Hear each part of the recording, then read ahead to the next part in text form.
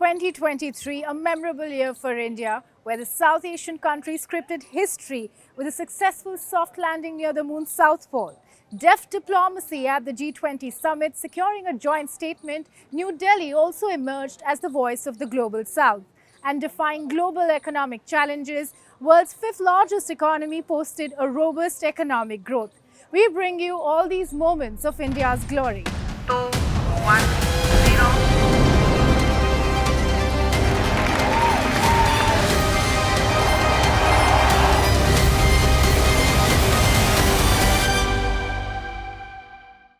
23rd August 2023, a historic day in space exploration when India successfully landed on the south pole of the moon, an unexplored region of the lunar surface, and Indians were overjoyed at this feat of ISRO, India's space agency. And congratulations poured in from all across the globe for all the scientists who were involved in this momentous feat. Take a look at our next report on how Chandrayaan 3's soft landing marks yet another giant leap in conquering space, the final frontier. 2, 1, 0. Chandrayaan 3 scripted history, navigating its 15 minutes of terror. Guided by Indian space scientists, the Indian spacecraft made the tricky last-minute calculations to make its final 70-kilometer descent in textbook style. In the end, it made it all look so easy. Soft landing on the moon, India is on the moon. The roar echoes ISRO's might and India's entry into an elite league of nations. India is now the fourth nation to land on the moon and the first to land on its south pole. Basking in the glory of success, the Pragyan rover ventured proudly into a lunar region where no craft has gone before. It beamed back closer looks of the lunar terrain. I want to tell you, and I want to thank you also for each and everyone who prayed with us in the last many days, who wanted this success to happen in ISRO. I thank all those people in all around the country. The Prime Minister of India, who also heads the Department of Space, met ISRO scientists involved in the successful Chandrayaan 3 mission in Karnataka's Bengaluru city and praised their hard work. हमने वो किया जो पहले कभी किसी ने नहीं किया था। ये आज का भारत है, निर्भीक भारत, जुझारू Bharat. The Chandrayaan 3 mission was launched on July 14th from India's main spaceport in the southern state of Andhra Pradesh. Since then, it has looped through progressively wider-ranging orbits of the Earth, transferred to a lunar orbit, and emerged as a focus of national pride and global interest. The significance of Chandrayaan 3's mission is underscored by the fact that just days before, Russia made a failed attempt to beat it to a landing on the moon's south pole. In the run-up to D-Day, August 23rd, there was feverish excitement in India over a successful landing. Prayers were held in temples, mosques, churches.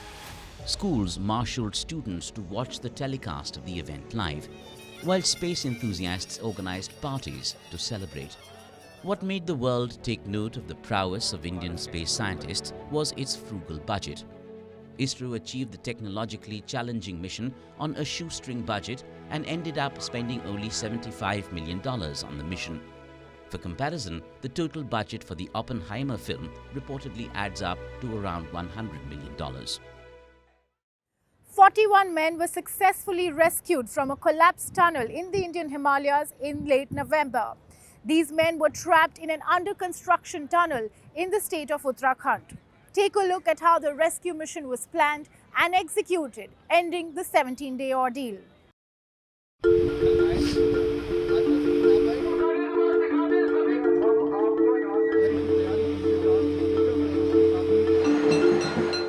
A triumphant end to a 17-day ordeal.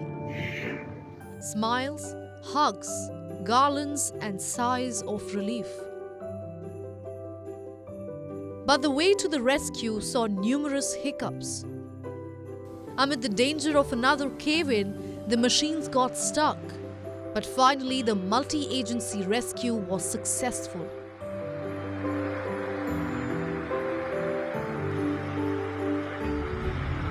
Everything, however, did not go according to the script. Despite all the heavy machinery and the experts, in intervals the efforts would come to a grinding halt. The trapped workers were confined to a 2-kilometer long, 8.5 meter high tunnel. Reaching them posed a multitude of problems. Rescuers had to initially dig horizontally using advanced techniques, drilling through the rocks to allow the men to crawl through. But the operation came to a halt when the drilling machine broke down. We've hit some things. So it's paused, we're doing some repairs, we're expecting to try again tomorrow, but we have a whole lot of other methods available to us to get the men out. The heavy auger machines managed to drill through nearly 3/4 of the debris. But when they broke down, the authorities had to reach out to a group of people whose profession, rat hole mining, is effectively banned in India. It was now up to these half a dozen miners adept at burrowing in tight spaces to reach the 41 trapped workers. Prime Minister Narendra Modi also spoke to the workers. The tunnel that caved in is part of the $1.5 billion Char Dham highway, one of the government's most ambitious projects that seeks to connect 4 pilgrimage sites. Authorities have not said what caused the tunnel to collapse, but the region is prone to landslides, earthquakes, and floods. Despite their ordeals, all the trapped men remained unharmed.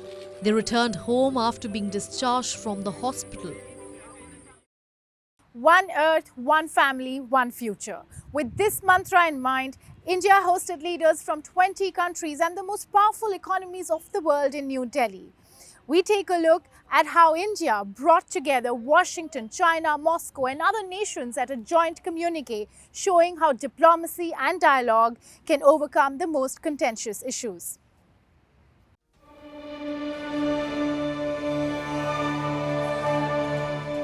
Bedecked in the vibrant colours of G20. In the month of September, India, the world's largest democracy, rolled out the red carpet to global leaders.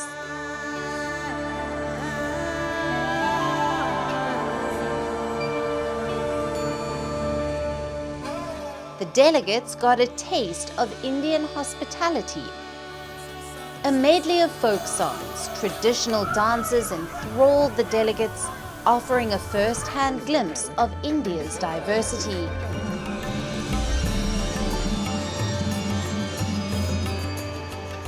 Bharat Mandapam, the International Exhibition cum Convention Centre, was aglow with India's cultural splendour.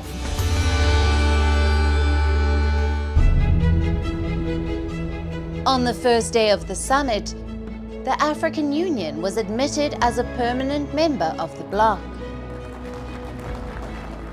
मैं African union के अध्यक्ष को G20 के स्थायी सदस्य के रूप में अपना स्थान ग्रहण करने के लिए आमंत्रित करता हूं. A move aimed at enhancing the G20's inclusivity, but also aligning it with the aspirations of the Global South.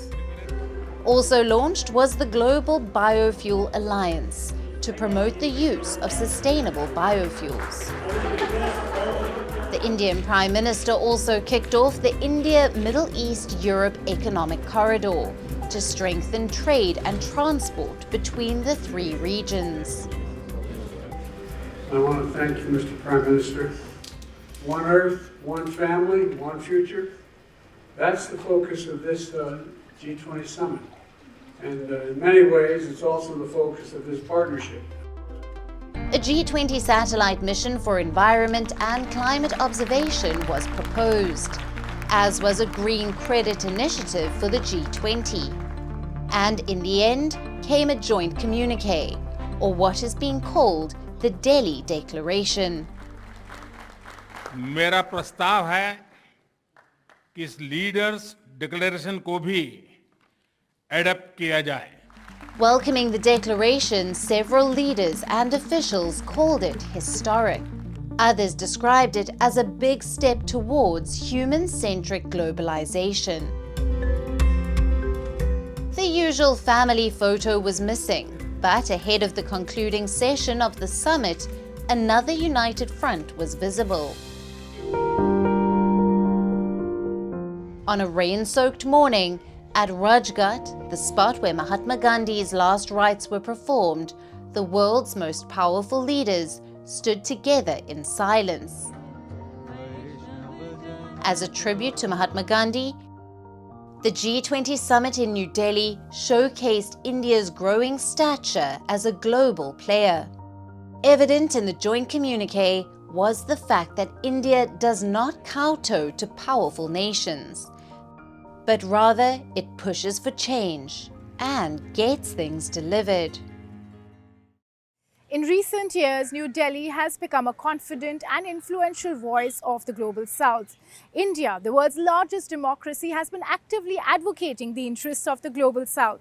In our next report, we take a look at how in 2023, the world took note of issues, concerns and aspirations of the global south.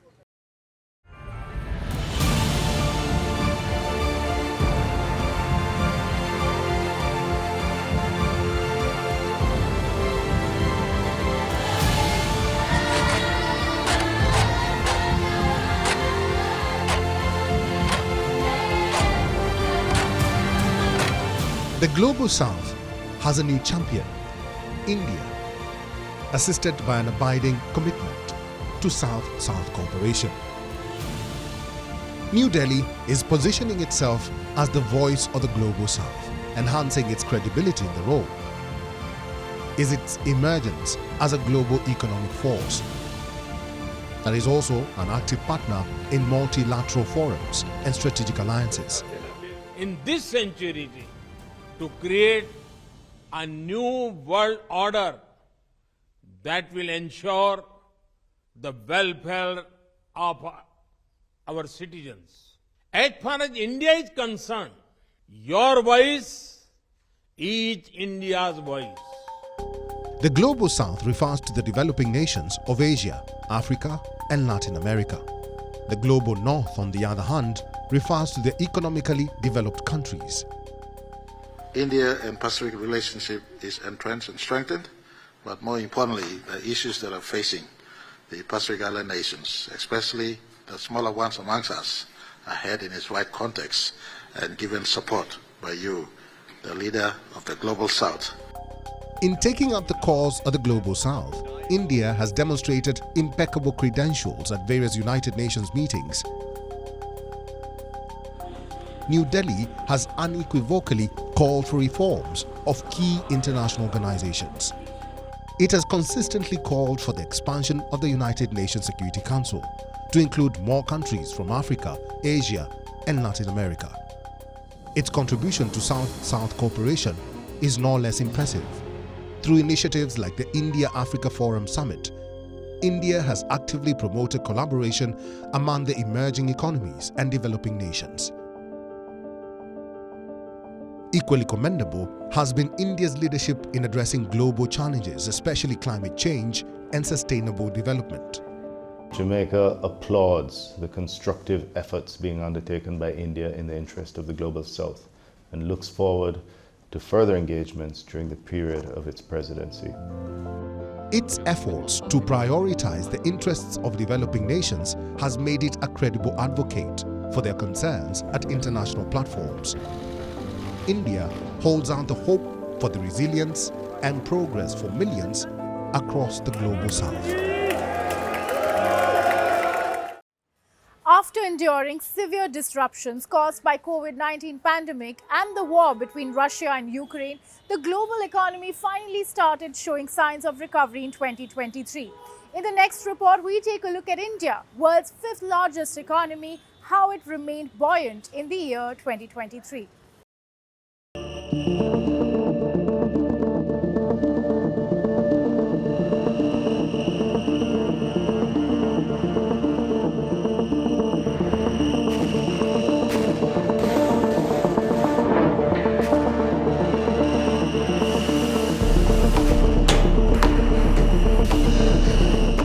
Towards the close of 2023, the global economy finds itself on track of recovery. Although it's still not completely out of the woods, many nations are still finding the after effects of the pandemic and the war in Ukraine. But in the global economic landscape, India stands out.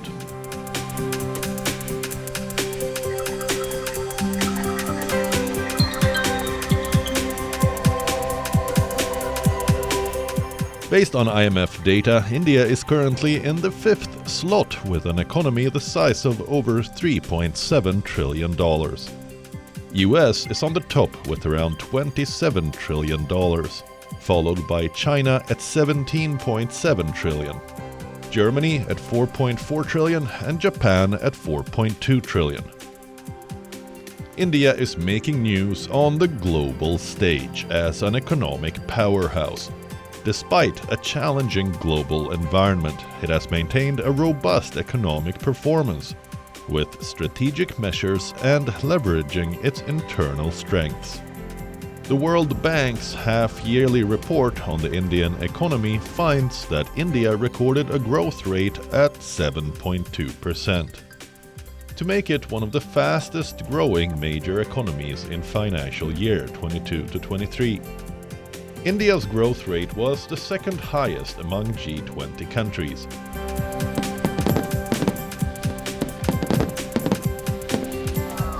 Moreover, India's festive season saw a boost, with spending driving economic growth, and consumers splurging on cars, smartphones and televisions. Online sales platforms like Amazon and Flipkart saw a nearly 20% rise in sales. The strong spending is attributed to easing inflation, rising wages, and government initiatives for farmers and rural areas.